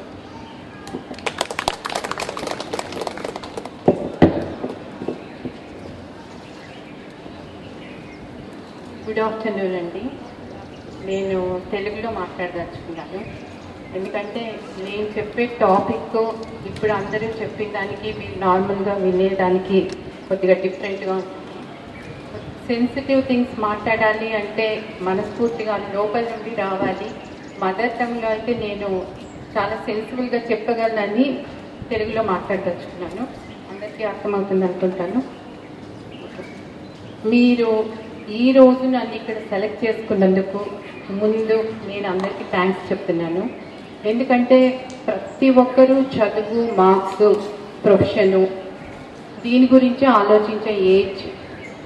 అందులో ఈ staff నన్ను select చేయడానికి కారణం ఇంకా ఏదో ఉంది అని వాళ్ళు అర్థం చేసుకోవడం వల్లనే నన్ను సెలెక్ట్ చేసుకున్నారు. కాబట్టి ముందు వాళ్ళకి థ్యాంక్స్. ఇది మీకంటే ఎక్కువ నాకు ఇన్స్పైరింగ్గా ఉందన్నమాట. ఎందుకంటే నేను ఈ వర్క్ స్టార్ట్ చేసే ముందు కష్టపడ్డాను అని చెప్పను. ఎందుకంటే మనం ఇష్టమైన పని కష్టమని ఎప్పుడు అనుకోకూడదు. అప్పుడే మనం ఆ పని సక్రమంగా చేయగలుగుతాం. నేను సెలెక్ట్ చేసుకున్నది అంటే నా యాంబిషన్ని ఒక 2-3 వింగ్స్లో వర్క్ చేయాలి అని నా లైఫ్ యాంబిషన్గా పెట్టుకున్నాను. మీకు నా లైఫ్ గురించి కొద్దిగా ఇంతవరకు ఏ ఇంటర్వ్యూలో కూడా చెప్పని విషయాలు చెప్పాలి అనుకుంటున్నాను. ఎందుకంటే ఇక్కడ అందరు యంగ్స్టర్స్, ఫ్యూచర్లో మీరే పిల్లర్స్ కాబట్టి. ఒకప్పుడు నన్ను బాలచందర్ గారు హీరోయిన్గా సెలెక్ట్ చేశారు. నేను ఆ రోజు చాలా గౌరవంగానే నేను యాక్ట్ చేయనని చెప్పాను. తర్వాత ఇంకా ఒక 3-4 హీరోయిన్గా సెలెక్ట్ చేసుకున్న తర్వాత ఒకరు ఎదురుగా వచ్చి అడిగారు, ఎందుకు లలిత నీకు అంత గర్వము? చాలామంది ఒక్కసారి కనిపిస్తే చాలు అని మమ్మల్ని చాలా ఇబ్బంది పెడుతూ ఉంటారు, దేనికైనా రెడీ అంటుంటారు, నీకెందుకు అంత గర్వము అని అడిగారు. నేను మనసులో ఒకటే అనుకున్నాను, చాలామంది లేడీస్ ఎన్నో ప్రాబ్లమ్స్ ఫేస్ చేస్తూ ఇంట్లో ఇల్లు ఉడ్చే పని అవన్నీ చేస్తూ కూడా గౌరవంగా బ్రతుకుతున్నారు. ఎన్నో కోట్లు సంపాదించి వాళ్ళ మీద మనకున్న ఇంప్రెషన్, మనకు ఫాలోయింగ్ ఉండొచ్చు, బట్ మనకని మన మనసులో ఒక ఇంప్రెషన్ ఉంటుంది. ఎంత ఇన్స్పైరింగ్గా తీసుకుంటున్నామో అన్నది మనందరికీ తెలుసు. నేను ఒకప్పుడు మదర్ తెరిసానే నా హీరోయిన్ అని డిసైడ్ అయిపోయాను. కాబట్టి నేను అదే విధంగా నేను నా లైఫ్ను మోల్డ్ చేసుకోవాలి అని అనుకున్నాను. ఆ విధంగా పోయి డబ్బులు సంపాదించి తర్వాత చేయడము అన్నది అప్పటికి చాలా టైం అయిపోతుంది. అందులో నేను మనీతో కాదు మనసుతో వర్క్ చేయాలి అనుకున్నాను. ఎందుకంటే ఎక్కడ చూసినా కూడా చాలామంది నిజంగా చాలా మంచి వాళ్ళు ఉన్నారు, ఎంతో వాలంటరీ వర్క్ చేస్తున్నారు, ఎన్నో ఆర్ఫనేజెస్ ఉన్నాయి, స్కూల్స్ ఉన్నాయి, హాస్పిటల్స్ ఉన్నాయి. అన్నీ ఉన్నా కూడా మనుషులు హ్యాపీగా ఉన్నారా? మీరు చెప్పండి. లైఫ్ నేను చదువుకొని పర్ మంత్ లాక్స్ ఎర్న్ చేస్తున్నా, నేను చాలా హ్యాపీగా ఉన్నాను అని ఎవరైనా చెప్పగలరా? అట్లీస్ట్ మీ ఇంట్లో మీ పేరెంట్స్, మీ ఫ్రెండ్స్, మీ సర్కిల్లో ఉన్నారా? లేరు. అదే నాకు అర్థమైంది. అంటే వీటన్నింటితో పాటు ఇంకా ఏదో ఉంది. అది ఏమిటి? అది తెలుసుకుంటే దీంతో పాటు అది కూడా మనం ఫుల్ఫిల్ చేయగలిగినప్పుడే హ్యూమన్ అవుతాము అని నేను అనుకున్నాను. లేకపోతే ఓన్లీ మ్యాన్ అవుతాం. మ్యాన్ అంటే ఏంటి? Living being. హ్యూమన్ అంటే తెలుగులో క్లియర్గా చెప్పాలంటే బ్రతకడము, జీవించడము. సర్వైవల్, లివింగ్ చాలా డిఫరెన్స్ ఉంటుంది కదా. కాబట్టి అటువంటివన్నీ నాకు బాగా నచ్చిన పాయింట్స్ అన్నమాట. అందుకే నేను ఒకసారి ఎలా బ్లైండ్ పిల్లలు నేను వర్క్ చేయాలనుకున్నది. ఈ జైల్లో పిల్లలు కానీ పెద్దలు కానీ వాళ్ళను పట్టుకుంటాము, పనిష్మెంట్ ఇచ్చేసి జైల్లో వేసేస్తున్నాం. వేసిన తర్వాత మనం ఏం కోరుకొని వాళ్ళని అక్కడ వేస్తున్నాం? వాళ్ళ ఫ్యూచర్ ఏంటి? జైల్లో వేసిన తర్వాత వాళ్ళ ఫ్యూచరు ఓన్లీ వాళ్ళతోటే ముడిపడి ఉందా? వాళ్ళ పిల్లలు ఎలా సఫర్ అవుతున్నారు? వాళ్ళ వైఫ్స్, వాళ్ళ సిస్టర్స్, వాళ్ళ ఫ్యామిలీ మెంబర్స్, వాళ్ళకు ఏం చేస్తున్నాం మనం? ఒకరు నేరం చేశారు, వాళ్ళతో పాటు వాళ్ళకంటే ఎక్కువ పనిష్మెంట్ అనుభవిస్తున్నది ఎవరు? అంటే వాళ్ళకి పనిష్మెంట్ వద్దని కాదు, వాళ్ళకు ట్రాన్స్ఫర్మేషన్ రావాలి అని. అదే మన ఏం ఉండాలి. ఒక మనిషిని పనిష్ చేసేసాము, వేసేసాము, అంతటితో మన పని అయిపోయింది అని అనుకుంటున్నాం. పిల్లల్ని చదివిస్తున్నాము, జాబ్ చూపిస్తున్నాం, పెళ్ళిళ్ళు చేసేస్తున్నాం, మన పని అయిపోయింది అనుకుంటున్నాం. ఇప్పుడు సపోజ్ నేను చేసిన చిన్న వర్క్ ఆ బ్లైండ్ పిల్లలకు పెయింటింగ్ నేర్పించడం. అక్కడ కూడా అందరూ పిల్లలకు ఫుడ్ పెడుతున్నారు, క్లోత్స్ ఇస్తున్నారు, అప్పుడప్పుడు పోయి బర్త్డేస్కు కేక్స్ కట్ చేస్తున్నారు, మేము స్పెండ్ చేస్తాము అనుకుంటున్నారు. వాళ్ళు హ్యాపీగా ఉంటున్నారా? నార్మల్ లైఫ్ బ్రతకగలుగుతున్నారా? ఒక హ్యూమన్ బీయింగ్గా మనం చేయవలసింది ఇదేనా అని నాకు అనిపించింది. అప్పుడు నేను ఒకసారి థింక్ చేశాను అనమాట. థింక్ చేస్తా అంటే వీళ్ళు చదువుతున్నారు, అన్ని వర్క్స్ చేసుకుంటున్నారు, జాబ్స్ కూడా తెచ్చుకుంటున్నారు, కానీ వాళ్ళు అయినా చాలా చాలా దిగులుగా ఉంటున్నారు. ఎందుకంటే నార్మల్గా మనం చూస్తున్న కలర్స్, నేచర్ వాళ్ళు చూడలేకపోతున్నారు. దేవుడు ఎప్పుడు కానీ ఒక దగ్గర ఉన్నది ఇంకో దగ్గర పెట్టడు. ఇప్పుడు సపోజ్ ఒక దేశంలో ఆయిల్ దొరుకుతుంది, ఇంకో దేశంలో ఇంకొకటి దొరుకుతుంది, ఇంకో దేశంలో ఇంకోటి దొరుకుతుంది. అలాగే మన ఇండియాలో చూస్తే కూడా ఒక ప్లేస్లో గోధుమలు, ఒక ప్లేస్లో వరి, ఒక ప్లేస్లో గ్రౌండ్ నట్, ఇలా ఎందుకు ఇచ్చాడు అంటే షేర్ చేసుకోవాలి, ఒకరినొకరు సపోర్ట్ చేసుకోవాలి అన్నదే ఈ నేచరు దేవుని యొక్క ఉద్దేశం. వాళ్ళకు లేనిది మనకు ఉంది అంటే ఏమి అర్థం? అలా ఆలోచించి ఓకే, నా కళ్ళతో వీళ్ళకు నేను లోకాన్ని చూపెట్టగలనా, చూపెట్టాలి అన్నది నేను ఒక యాంబిషన్గా పెట్టుకున్నాను. పెట్టుకొని నేను కళ్ళకు గంటలు కట్టుకొని కొద్ది రోజులు నేను అసలు వాళ్ళు ఎలా ఫీల్ అవుతారు, మనము వాళ్ళకి చెప్పాలి అంటే ఎలా చెప్తే కన్వీనియంట్గా వాళ్ళకు ఉంటుంది అని నేను అప్పుడు ట్రై చేశాను. ట్రై చేసి సరే నాకు ఒక అండర్స్టాండింగ్ వచ్చింది, ఓకే ఇలా నేను చెప్పగలను అని అనుకున్న తర్వాత ఎన్నో స్కూల్స్కి వెళ్ళి వాళ్ళని అడిగాను, నేను మీ పిల్లలకు పెయింటింగ్ నేర్పిస్తాను అంటే వాళ్ళు నన్ను ఒక పిచ్చిదానిలాగే చూశారు. చూసి నేనే మెటీరియల్ తెచ్చుకుంటాను, నేనే వస్తాను, మీరెవరు రావద్దు, లేదా నేను కార్ తీసుకొచ్చి వాళ్ళని ఇంటికి తీసుకెళ్ళి అన్ని మెటీరియల్ కానీ అన్నీ నేను ఇచ్చి వాళ్ళకి ఏం ట్రబుల్ లేదు. ఇప్పుడు లాంగ్ జంప్ చేయండి, హై జంప్ చేయండి అంటే భయపడాలి, కూర్చుని పెయింటింగ్ చేయడానికి ఎందుకు అంత భయపడడం అంటే మనము ఏది ట్రై చేయడానికి ఒప్పుకోము, ఊరికి వెళ్తూ ఉంటాం గొర్రెల్లాగా, అది కరెక్ట్ కాదు, అంతే కదా. మనము ఏ పని చేస్తూ ఉన్నా మనం ఇంటలెక్చువల్ బీయింగ్ కాబట్టి దానికి కూడా కొద్దిగా వర్క్ చెప్పాలి. సరే అలా అలా చాలా మందిని అడిగిన తర్వాత ఎవరు ఒప్పుకోలేదు. మళ్ళీ ఎలాగో ఒక ఊరు బయట ఒక హాస్టల్ ఉంటే వాళ్ళ దగ్గరికి వెళ్ళి ఇలా నేను చెప్తాను అంటే అంత విన్న తర్వాత వాళ్ళు రూమ్లో పోయి ఆ పిల్లలు నవ్వుకుంటున్నారు. పిల్లలు అంటే డిగ్రీ చదువుకుంటారు, 19-20 years. వాళ్ళు అనుకున్నారు మా కళ్ళు మాత్రం లేదు, ఈమె తల లేదు అని. సరే ఓకే నాకు లేదులే, పర్లేదు వచ్చి కూర్చోండి, మీకు ఇష్టమైతేనే కంటిన్యూ చేయండి అని. సరే వాళ్ళని ఒక రోజు 2 రోజులు తీసుకొచ్చిన తర్వాత కొద్దిగా ఫ్రెండ్లీగా అయిన తర్వాత వాళ్ళకు నేను ఫస్ట్ థియరీ క్లాసెస్ చెప్పడం స్టార్ట్ చేశాను. అంటే నేచర్ అంటే ఏంటి, సైన్స్లో బుక్లో చదివేది కాకుండా నేచర్లో ఇలా ఉంటుంది. కలర్స్ వాళ్ళు గుర్తుపట్టాలి అంటే ఎలా, ఎమోషన్స్, ఎందుకంటే వాళ్ళకు నార్మల్ మనకున్న ఎమోషన్స్ వాళ్ళకు ఉంటుంది. మీకు కోపం వస్తే ఎలా ఫీల్ అవుతారు, బాధగా ఉంటే ఎలా ఫీల్ అవుతారు, ఇలా ఎమోషన్స్తో మనము కలర్స్ను ఏ ఎమోషన్కు ఏ కలర్ సింబాలిక్గా యూజ్ చేస్తాం అది చెప్పాను అన్నమాట. అంటే వాళ్ళ మనసులో వాళ్ళకు ఒక అండర్స్టాండింగ్, ఒక ఫీలింగ్. మామూలుగా మనం కూడా కళ్ళు ఉన్నా కూడా ఫీల్ అయితేనే దాన్ని ఒక వాల్యూ, ఒక మీనింగ్. ఊరికే చూసేసాము బ్లాంక్గా అంటే దానికి ఒక మీనింగ్ ఉండదు, ఒక వాల్యూ లేదు. అలా వాళ్ళు ఎప్పుడైతే మనసులో ఫీల్ అవ్వడం స్టార్ట్ చేశారో కొద్ది కొద్దిగా వాళ్ళకు ఇంట్రెస్ట్ పెరిగింది, నమ్మకం వచ్చింది. తర్వాత నేను కలర్స్కు స్మెల్స్ యాడ్ చేశాను. స్మెల్స్ యాడ్ చేసి వాళ్ళు అలా గుర్తుపట్టేటట్టు చేసి వాళ్ళకు మెల్లగా వాళ్ళు చూడండి, ఇప్పుడు వాళ్ళు కావాలంటే ఒక టాయ్నో ఒక చిన్న బొమ్మనో టచ్ చేసి పక్షిని చూడగలరు. కానీ అది ఎగిరేటప్పుడు ఎలా ఉంటుంది, నేచర్ అంటే అదే కదా. మనం రోజు నేచర్లో ఉంటాము, కానీ ఒక్కరోజు హాలిడే దొరికిందంటే ఆ పార్కుకి వెళ్దాం, ఇంకో దగ్గరికి వెళ్దాం. ఎందుకు, నేచర్ను మనం ఎప్పుడూ డిఫరెంట్గా చూసి ఆనందించడం మనకు ప్రతి మనిషికి చాలా ఇష్టం. అందుకని వాళ్ళకు నేను ఒక రివర్, ఆ రివర్ వెనుక ఒక చెట్టు, తర్వాత ఒక హిల్స్, ఇలా నేచరు ల్యాండ్స్కేప్స్ మెల్లమెల్లగా వాళ్ళకి అలవాటు చేశాను. వాళ్ళు చాలా బాగా కష్టపడి ఇంట్రెస్ట్ పెరిగిన తర్వాత వాళ్ళే కష్టపడి వచ్చారు, నేర్చుకున్నారు. ఎగ్జిబిషన్స్ పెట్టాము, డెమో ఇచ్చాము, లైవ్ డెమో ఇచ్చాము.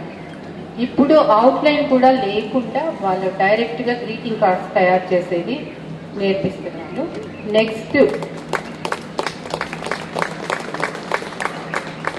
వాళ్ళందరూ చాలా ఇంట్రెస్టింగ్ వస్తున్నారు కాబట్టి దాన్ని కూడా ఒకవేళ అవకాశం వస్తే ఇక్కడికి కూడా తీసుకొచ్చి ఎగ్జిబిట్ చేయడానికి నాకు చాలా ఇష్టము. అవి సేల్ చేసి ఆ గ్రీటింగ్ కార్డ్స్ ఆ మనీ వాళ్ళకే ఇవ్వాలి అన్నది. ఏదో ఊరికి సరదాగా నేర్చుకుంటే అది ఇన్స్పైరింగ్గా ఉండదు. ప్రతిదీ మనకు అన్ని విధాలా ఉపయోగపడినప్పుడే బాగుంటుంది. అదొకటి. అంటే నా వర్క్ గురించి మీకు చెప్పదలుచుకున్నది. తర్వాత నేను క్యాన్సర్ హాస్పిటల్స్కి వెళ్తాను. అక్కడ కూడా మనం మందులు ఇస్తున్నాము, ఫుడ్, అందరూ చాలామంది వచ్చి ఫ్రీగా ఫుడ్ సర్వీస్ అందిస్తుంటారు, మెడిసిన్స్ అవన్నీ ఇస్తున్నారు. కానీ వాళ్ళు హ్యాపీగా ఉంటున్నారా? ఉండట్లేదు. మనం అనుకుంటాం మనం అంతవరకు చేయగలం, మనం ఇది చేసేస్తాం, ఇంకా ఏమీ చేయలేదు, అంతే కదా, ఇంకా వాళ్ళని హ్యాపీగా ఇంకా ఎలా పెట్టగలం. కానీ నేను అనుకునేది ఏమంటే ప్రతి ఒక్కరూ ఒక్క పాయింట్ వరకు వర్క్ చేసి ఆగిపోయిన తర్వాత అక్కడ నుండి నేను వర్క్ చేయడం స్టార్ట్ చేయాలి అన్నది నాకు ఇష్టం. అందుకని నేను వాళ్ళ దగ్గరికి వెళ్ళి వాళ్ళ కోసం ఒక స్పెషల్గా ఒక కోర్స్ చేశాను. కోర్స్ చేసి వాళ్ళతో పాటు ఉండి వాళ్ళకు పెయింటింగ్స్, ఒక రిక్రియేషన్ కావాలి. ఎందుకు కావాలి అంటే అది చాలా పెయిన్ఫుల్ ట్రీట్మెంట్. వాళ్ళు చిన్న పిల్లలు, చాలామందికి అది క్యాన్సరు, మేము చనిపోతామని కూడా తెలియదు. ఇంకా కొందరికి 9th 10th పిల్లలకు తెలుసు. తెలియకపోతే ఎంత హారిబుల్గా ఉంటుంది, తెలిస్తే ఇంకెంత హారిబుల్గా ఉంటుంది.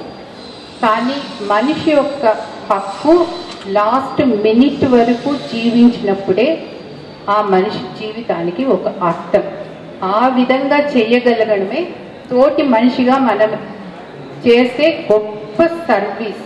మనం ఇంకేమేమో చెయ్యకపోయినా కూడా ప్రతి మనిషి లాస్ట్ మినిట్ వరకు హ్యాపీగా బ్రతకడానికి మన తోడ్పాటు, మన సహకారం ఇవ్వాలి అన్నది నాకు ఇష్టము. అందరూ చేయాల్సిన పని అని నేను నమ్ముతాను. అదేదో స్పెషల్ క్వాలిటీ అని నేను అనుకోను. మనిషి అంటే ఇటువంటివన్నీ కలిసినప్పుడే మనిషి అవుతాడు అని నేను నమ్ముతాను అన్నమాట. అప్పుడు నేను వాళ్ళ కోసం ఏం చేస్తానంటే, వాళ్ళు క్యాన్యులా పెట్టి ఉంటుంది, వాళ్ళకు ఇంజెక్షన్ ఎప్పుడు ఇన్సర్ట్ అయి ఉంటుంది. టైం టు టైము వాళ్ళు వచ్చి మెడిసిన్ వేస్తుంటారు. ఆ మెడిసిన్ నిజంగా చాలా బర్నింగ్ సెన్సేషన్, వెరీ పెయిన్ఫుల్.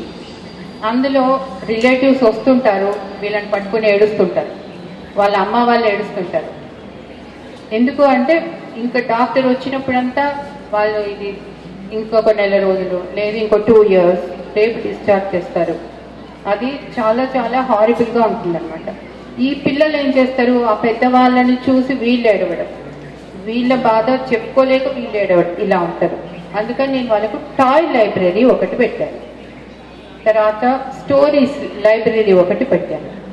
అప్పుడప్పుడు నేను మ్యాజిక్ షోస్, స్టోరీస్, వాళ్ళు ఆ బాధను మర్చిపోయే విధంగా ఉండేటట్టు అటువంటి ప్రోగ్రామ్స్ కండక్ట్ చేస్తూ ఉంటాను. నేను ఇంతవరకు వాలంటీర్స్ కోసం ఎప్పుడూ ట్రై చేయలేదు. ప్లస్ ఏదో నాకు తోచినప్పుడంతా నేను వెళ్ళి చేసేస్తూ వస్తాను. ఆ తర్వాత హాస్పైస్ అని ఒకటి ఉంటుంది వాళ్ళకి. అంటే వాళ్ళకి ఇంకా ట్రీట్మెంట్ కూడా అవసరం లేదు, ఇచ్చినా కూడా వాళ్ళు రెస్పాండ్ అవ్వరు అనమాట. లాస్ట్ డేస్ అక్కడ ఉంటారు. కానీ ఆ పిల్లలకు తెలియదు అంటే మేము ఇంకా డేస్లో ఉన్నాము. అక్కడ వెళ్ళి వాళ్ళతో మాట్లాడేటప్పుడు నన్ను పిల్లలు అడిగింది, అక్క నేను డాక్టర్ అవ్వాలనుకున్నాను ముందు, కానీ ఇప్పుడు అవ్వను, వీళ్ళు ఎంత పెయిన్ఫుల్ ఇంజెక్షన్స్ వేస్తుంటారు, నేను IAS అవుతాను, బాగా వెళ్తానా? ఆ పిల్లలు అడిగేది. సరే మనం ఏం చెప్పాలో తెలియని పరిస్థితి. కానీ వాళ్ళకు అవును నువ్వు ధైర్యంగా ఉంటే బాగవుతుంది చెప్తే వాళ్ళకు ఆ నిమిషంలో ఉన్న హ్యాపీనెస్ నిజంగా వాళ్ళకు ఇంకొక 1 hour పెరుగుతుందనే నేను నమ్ముతాను. వాళ్ళు అక్కడ అడుగుతుంటారు, ఈరోజు మాకు నాన్ వెజ్ తినాలని ఉంది, ఈ టిఫిన్ తినాలని ఉంది, ఈ స్వీట్ తినాలని ఉంది. అది నా చేతనైన విధంగా నేను వాళ్ళకు అంటే పర్టికులర్గా పర్సనల్గా తీసుకుపోయి ఇస్తుంటాను. ఇవన్నీ నిజంగా చెప్పుకోవడం అవసరమో లేదో, కానీ ఇది అర్థం చేసుకుంటే, ఆ హ్యుమానిటీ అర్థం చేసుకుంటే మీలో నుండి కూడా ఎంతోమంది చేస్తే వీటన్నింటితో పాటు చదవడం, ఉద్యోగం, ఇదే కాదు లైఫ్. నేనైతే ఖచ్చితంగా చెప్పగలను, ఇవన్నీ ఏదో ఒకటి చేస్తేనే మన లైఫ్ ఒక మనిషిగా మనం పుట్టినందుకు మనకు ఒక సాటిస్ఫాక్షన్. దాంతోపాటు నేను స్పిరిచువాలిటీ అన్నదాన్ని కూడా నేను చాలా నమ్ముతాను. స్పిరిచువాలిటీ అనగానే ఏదో డిఫరెంట్గా కనిపించడము, లేకపోతే మనము నార్మల్ లైఫ్ నుండి దూరం వెళ్ళిపోయేసి చదువు లేదు ఏం లేదు హిమాలయాల్లోనో ఆశ్రమంలోనో కూర్చొని ఫ్యామిలీ నుండి దూరంగా వెళ్ళిపోతారని చాలామంది పేరెంట్స్ అభిప్రాయం. కానీ అది కాదు. మనిషిలో ఒక లైఫ్, ఒక స్పిరిట్ ఉండాలి అంటే స్పిరిచువాలిటీ చాలా అవసరం. అది మన వాల్యూను, మన వర్త్ను తెలిపేది మాత్రమే స్పిరిచువాలిటీ. అంతేకాని రిచువల్స్ వేరు, కస్టమ్స్ వేరు, మామూలుగా మనం చేస్తున్న పూజలు, పునస్కారాలు, ఉపవాసాలు అది కాదు స్పిరిచువాలిటీ అంటే. కాబట్టి దయచేసి ప్రతి ఒక్క స్టూడెంట్ ఫస్ట్ మనం ఒక హ్యూమన్ బీయింగ్ అన్నది ఎప్పుడూ మర్చిపోకూడదు. అప్పుడే మీరు ఎంత బాగైనా చదవచ్చు, ఎంత సిన్సియర్గా వర్క్ చేసినా మనం చేసే పనిలో, మనం చేసే మాటలో ఒక రియల్ స్ట్రెంగ్త్, ఒక రియల్ లైఫ్ ఉండాలి అంటే ముందు మనం ఎవరు, మన వాల్యూ ఏంటి, మన వర్త్ ఏంటి అని మనం తెలుసుకున్నప్పుడే ఆ సిన్సియారిటీ కానీ డెడికేషన్ కానీ ఆటోమేటిక్గా వస్తుంది. అది మీరు ప్రాక్టీస్ చేయాలి అనుకుంటే నాకు తెలిసినవి నేను చెప్తాను. చేసిన తర్వాత డెఫినెట్గా మీకు తెలుస్తుంది. తెలియడమే కాదు, మీరు అనుకున్న గోల్స్ మీరు చాలా ఈజీగా రీచ్ అవ్వగలరు. అప్స్ డౌన్స్ మీరు చాలా బాగా బ్యాలెన్స్ చేసుకోగలరు. మీరు ఎంత హార్డ్ వర్క్ అయినా కూడా చాలా హ్యాపీగా, చాలా ఈజీగా చేయగలరు. అది మీరు ప్రాక్టీస్ చేస్తే మీకు తప్పకుండా తెలుస్తుంది. నేను ఇంకొక చిన్న స్టోరీ చెప్తాను. ఒక ఫాదరు, మదరు బాబుని కూర్చోబెట్టుకొని చదువు చెప్తూ ఉంటారు అన్నమాట. మదరు, నాన్న నువ్వు బాగా చదువుకో, తల్లిదండ్రుల్ని గౌరవించాలి, పెద్దల్ని గౌరవించాలి, మనము దేవుడు పుట్టించిన పిల్లలు, దేవుడు మనల్ని భూమి మీద పుట్టించాడు కాబట్టి మనము చాలా మంచిగా ఉండాలి సంస్కారం. ఓకే బాబు అవును ఓకే అనుకో చదువుకుంటుంటాడు. అంతలోపల ఫాదర్ వస్తుంది, నాన్న ఏం చదువుతున్నావు? ఓకే సైన్స్ బుక్ తీసుకో, డార్విన్ సిద్ధాంతం ప్రకారము మనము గొరిల్లా నుండి వచ్చాము, మంకీ నుండి వచ్చాము పోతుంది. ఆ అబ్బాయికి చాలా కన్ఫ్యూషన్ అయిపోతుంది. వచ్చి మమ్మీ నువ్వేమో దేవుడు పుట్టించాడు అంటున్నావు, నానేమో మంకీ నుండి వచ్చాడు అంటున్నారు, ఎలా మమ్మీ అంటే, ఓహో అదా నాన్న నువ్వేం కన్ఫ్యూజ్ అవ్వకు, నేను నా 4 ఫాదర్స్ గురించి చెప్పాను, మీ డాడీ వాళ్ళ 4 ఫాదర్స్ గురించి చెప్పాడులే, నువ్వేం కన్ఫ్యూజ్ అవ్వకు. కాబట్టి అది మనము డిసైడ్ చేసుకోవాలి, మనము ఏ విధంగా ఉండాలి అన్నది మన చేతుల్లో పని. కాబట్టి ప్రతి ఒక్కరికి అందరూ చెప్తున్నారు ఎడ్యుకేషన్, జాబ్స్, ప్రొఫెషన్, డెడికేషన్. అవన్నీ రావాలి అంటే ఫస్ట్ మన లోపల ఉన్న ఇన్నర్ సోల్, అది దాన్ని మనం గుర్తించినప్పుడే ఆ రియల్ ఎనర్జీ అన్నది మనకు యూటిలైజ్ అవుతుంది. ఇప్పుడు వివేకానంద స్టాచ్యూ అక్కడ ఉంది, దానికి మీనింగ్ ఏంటి? దాని గురించి మీరు ఏం అర్థం చేసుకున్నారు? దాని గురించి మీరు ఏం ఇన్స్పైర్ అవుతున్నారు? అదే స్పిరిచువాలిటీ. కాబట్టి మనం ఏదైనా ఒకటి అక్కడ పెట్టాము అంటే అట్లీస్ట్ దాని గురించి థింక్ చేయాలి, ఆలోచించాలి, అర్థం చేసుకోవాలి. అందుకనే మనము హ్యూమన్ బీయింగ్స్, లేకపోతే ఓన్లీ బీయింగ్స్.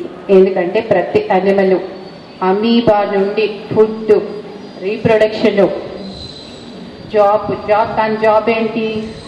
ఫుడ్. ప్రతి పక్షి షెల్టర్, ఇవన్నీ చేస్తుంది. అవన్నీ కాకుండా మనకు చాలా ఇంటెలిజెన్స్ ఉంది, విజ్డమ్ ఉంది, ఫ్రీడమ్ ఉంది. వాటిని మనం ఎంత కన్స్ట్రక్టివ్గా యూజ్ చేసుకుంటే మనం అంత ప్రతి ఒక్కరికి మార్గదర్శకులు అవుతాం. ముఖ్యంగా మనకు మనం యూజ్ అవుతాం, మనం సాటిస్ఫాక్షన్తో ఉంటాం. ఇంకొకరికి మనము చెప్పాల్సిన పని లేకుండా ఆటోమేటిక్గా ఇన్స్పైర్ అవుతారు. ఫుల్ఫిల్గా మనము లైఫ్ లీడ్ చేయగలుగుతాం. అది ఇది మీకు ఎంతవరకు ఉపయోగపడిందో ఏమో నాకు తెలియదు. బట్ నేను ఫుల్ హార్టెడ్లీ ప్రతి ఒక్కరూ మనిషిలాగా ఉండాలని కోరుకుంటూ, అలా ఊరికే మైక్ పట్టుకొని చెప్పడం కాదు, చేసి చూపించాలి అనే నేను ఇవి చేస్తున్నాను. అందుకే చెప్పాను. ప్రతి ఒక్కరూ కూడా ఇది అర్థం చేసుకుంటే మీరు చాలా పీస్ఫుల్గా, హ్యాపీగా ప్రతి పనిలో విక్టరీ మీకు తప్పకుండా వస్తుంది. అది నా ఇది ఎక్స్పీరియన్సే కాదు, నాతో పాటు ఉన్న నా ఫ్రెండ్స్ చాలామంది నా దగ్గర వచ్చి ఇది విని ప్రాక్టీస్ చేసిన వాళ్ళ ఎక్స్పీరియన్స్. కాబట్టి తప్పకుండా మీరందరూ అది అలవాటు చేసుకొని ఒక హ్యూమన్ బీయింగ్గా ఒక రెస్పాన్సిబుల్ సిటిజన్గా ఉండాలి అనుకుంటే అలవాటు చేసుకుంటారని కోరుకుంటున్నాను. Thank you very much. Thank you so much, ma'am. Good afternoon, everyone. I think it's been quite some time that we started this program. I am an alumni of VNR. More than that, I am an alumni of NSS. Firstly, when Lalita ma'am told she'll be talking in Telugu, I was wondering whether Milind could follow it or not. But I understood after seeing him that he's very comfortable, quite comfortable with it. The thing that had me coming here today, who has